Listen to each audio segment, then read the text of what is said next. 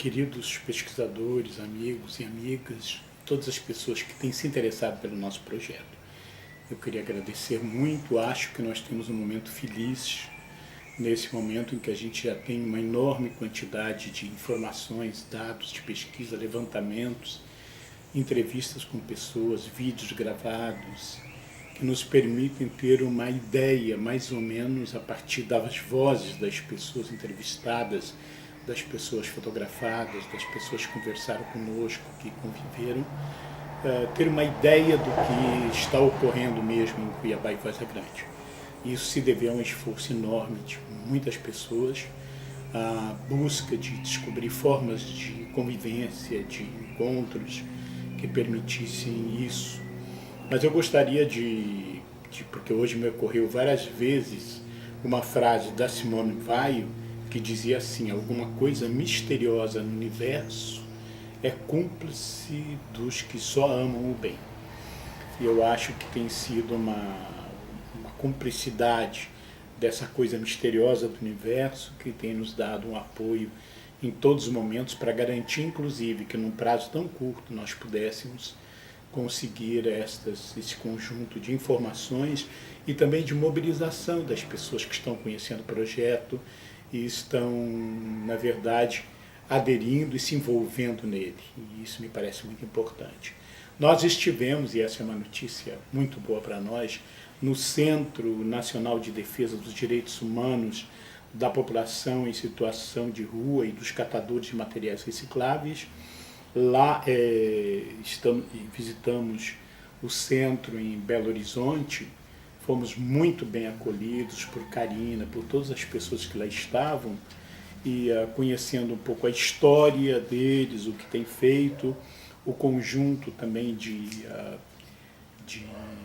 materiais produzidos por este mesmo centro, cartazes, muitas coisas importantes, mas que adiantam o nosso trabalho de informações, sistematização, também de interpretação acerca desses mesmos moradores. Lá no centro está também um escritório ligado à CNBB e, portanto, à pastoral de rua. Temos ainda a presença do Ministério Público, da Defensoria.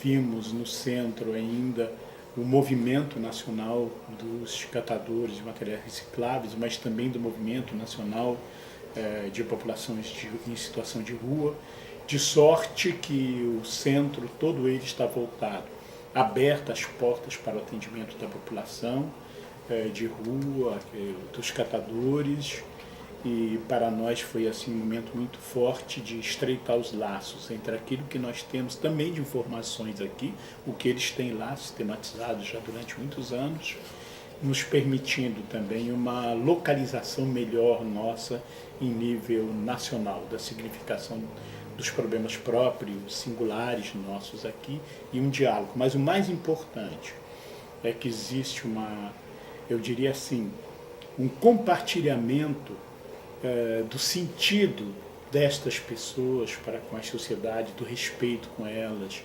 da descoberta de que são pessoas com vidas semelhantes a nós, com desejos, com projetos, e nesse sentido a gente tem uma imensa comunhão com os nossos companheiros lá de Belo Horizonte, que são, vamos dizer assim, os CIMOS, aquele que permite um apoio em nível, inclusive, de abertura de outras possibilidades de articulação em nível nacional.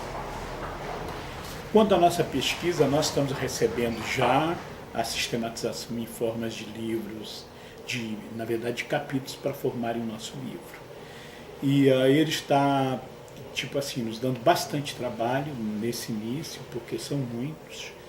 Eu imaginava que existissem uns 8, 10 capítulos, na verdade são mais de 25 até agora, e o tamanho também que a gente havia colocado como ideal dos trabalhos está, obviamente, excedendo. As pessoas estão fazendo mais do que 10 páginas, mais do que 12 páginas, mais do que 14, e uma das coisas que eu peço é que aqueles que ainda não terminaram, se puderem sintetizar um pouco e fazer alguma síntese que permita não ser tão extenso, era muito importante. Os trabalhos têm uma criatividade enorme de recortes todos nós sabemos, né, com relação a várias questões, a várias socialidades e formas de ser e identidade dos moradores de rua, e também está nos permitindo, desde já, a gente sonhar com o momento em que essa pesquisa possa sugerir organização de políticas públicas e que a gente possa fazer o acompanhamento. No nosso encontro em Belo Horizonte, ficou acertado de que a gente estaria comunicando sempre a eles as nossas gestões aqui no Estado.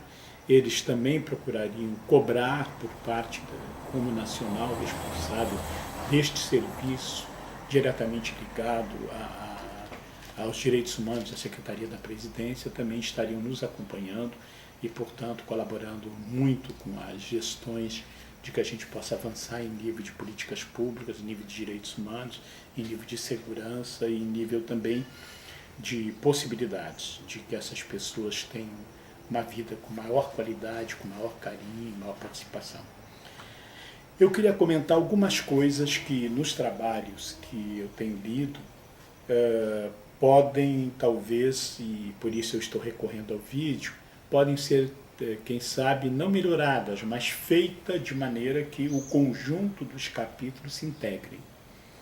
Nem todos fazem um capítulo pensando num trabalho a ser mandado para um evento, com aquelas características, esse trabalho está voltado para a metodologia X com isso, etc, etc.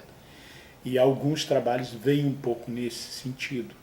E o número de coisas que tem que sintetizar não chega a ser uma conversa direta com as pessoas.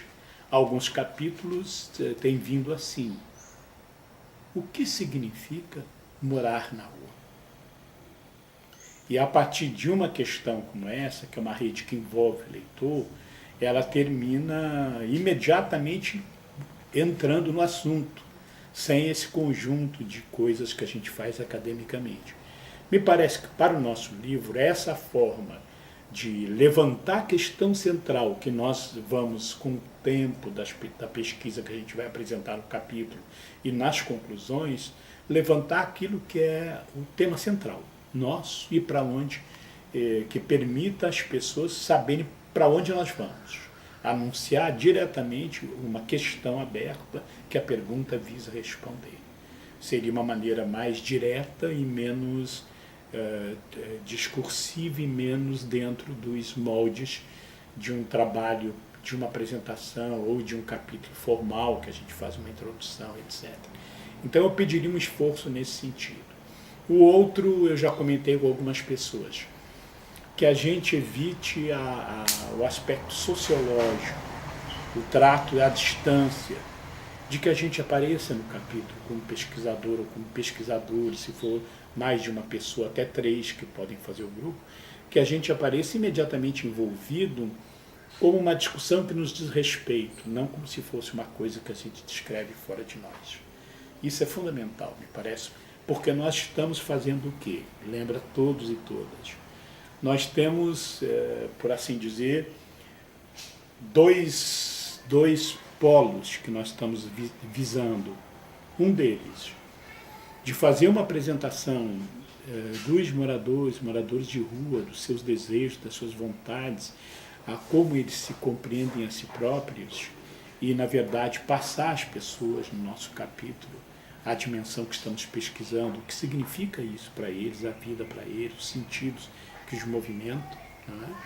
Que a gente faça isso. Mas a outra coisa que nós temos neste momento como uma promessa no nosso capítulo é um diálogo com o Paulo Freire e com o Merleau-Ponty.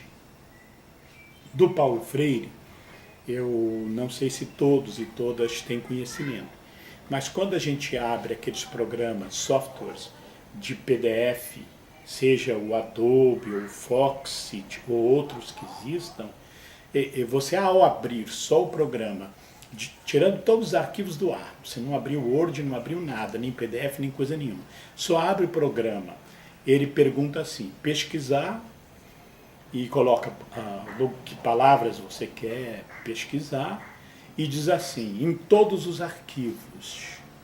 Todos os arquivos significa que ele vai, ele mesmo procurar no seu computador todos os arquivos que você tem, escritos por você, artigos que você salvou, e procurar essa palavra naquele artigo. E faz isso com extrema rapidez.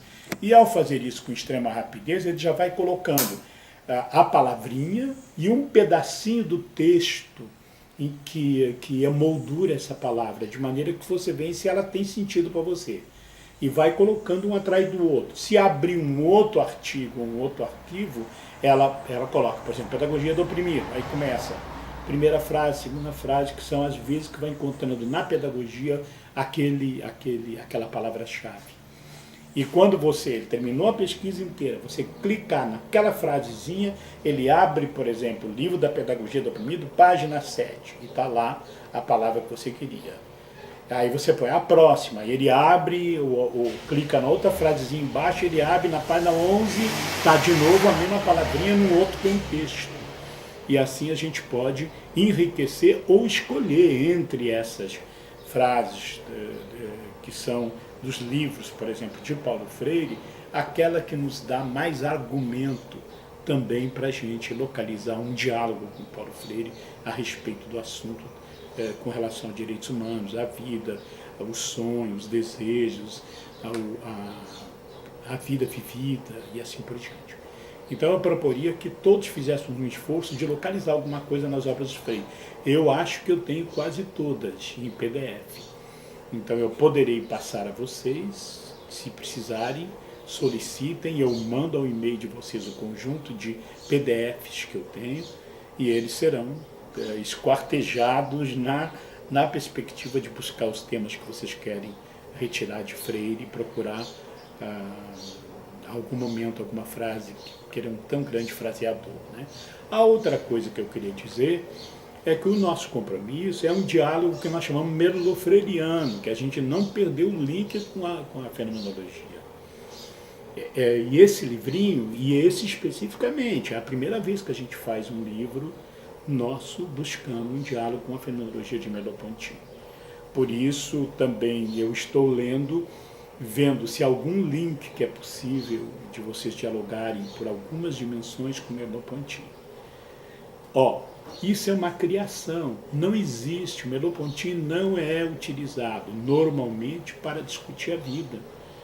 Ele tentou durante, enquanto filósofo, a vida inteira, fazer uma filosofia que dialogasse com a existência e com o cotidiano das pessoas. Era a intenção dele, o tempo todo estar dialogando, e ele dialoga, a gente sente quando conversa com ele nos livros dele, continuamente ele nos coloca no âmago de todas as questões universais, singulares, particulares e próprias. De a gente não perder essa possibilidade de que o nosso livro tenha essa marca, que tenha essa atmosfera, tenha essa cultura, que as pessoas se encontrem lá razões para recriar em Merleau-Ponty aquilo que ele não fez. Esses links com relação, por exemplo, a morador de rua, não vai encontrar em Merleau-Ponty, mas vai encontrar nas orientações metodológicas de Merleau-Ponty, por exemplo, o diálogo com relação ao outro, com relação à diferença. O que é a diferença? O que significa o outro para a minha existência. Nós vamos encontrar a discussão de uma hiperdialética, que é superar o eu e o outro para pôr todos nós em diálogos com a cultura inteira humana, na qual todos nós partilhamos. Ele vai nos dizer que nós não somos os humanos os privilegiados, os mais interessantes da cena, e de que todas as coisas falam e se comunicam. Tudo o inumano, inclusive a dimensão da animalidade, fala em nós. E por isso é possível a gente conversar com todos os seres, com a terra, com as coisas. Então, esses links a gente pode, sim, a gente pode orientar daqui. Eu peço que todos os freirianos nos ajudem a isso, porque criar essa vista por baixo que Merleau-Ponty pretende, de a gente pegar, dizer ele, a tecedura de uma rede e ver como esse tecelão fez a trama por baixo para produzir essa imagem. A função da fenomenologia é a invisibilidade, é aquilo que as outras metodologias, que são mais objetivizantes, mais buscando a verdade do que está aí, fazendo uma interpretação a partir disso como totalidade, não basta a fenomenologia. Nós queremos ir mais longe. Nós queremos entortar os nossos olhos para enxergar por dentro algumas coisas que às vezes as outras metodologias desprezaram. Então seria uma complementação, não a desqualificação delas. Nós não queremos contrapor nenhuma outra metodologia, dizer que Durkheim em muitas coisas tem razão nenhuma, ou que Marx, ou que Max Weber. Se trata de como a gente pode dialogar com todas as perspectivas, porque elas fazem parte de uma realidade complexa. Meus amigos, nós estamos aguardando com muita ansiedade. Já está havendo um trabalho da Dioneia Trindade revendo nossos textos, aquilo que está chegando, também sugerindo links. Nós estamos lendo e, na medida que vocês puderem enviar, nós precisamos o mais breve possível fazer um boneco do livro para mandar à editora e, a partir da editora nossa, a gente conseguir, eventualmente, a chancela dela, dessa nossa produção. E não esqueça, no Semedu, que começa dia 24, 25 e 26, são 3 dias, a véspera já existe abertura para inscrições, mas dia 24, 25 e 26 vai ser o momento em que nós pretendemos fazer o lançamento oficial desse livro com capítulos. Nós estamos querendo que os capítulos tenham uma certa formalidade, mas que não nos impeça da nossa criação. Que vocês não sacrifiquem a expressão do real para manter uma camisa de força da metodologia. Nós queremos sim que a CAPES diga que esse livro não é um livro desclassificado porque está fora de todo o padrão acadêmico. Ao contrário, nós queremos que ele seja num padrão acadêmico, mas não que nos tire a alma. Obrigado a todos e a todas. E vamos a este momento importante das nossas vidas e da vida de todos aqueles que estão junto com nós, com a gente e dentro de nós. Muito obrigado.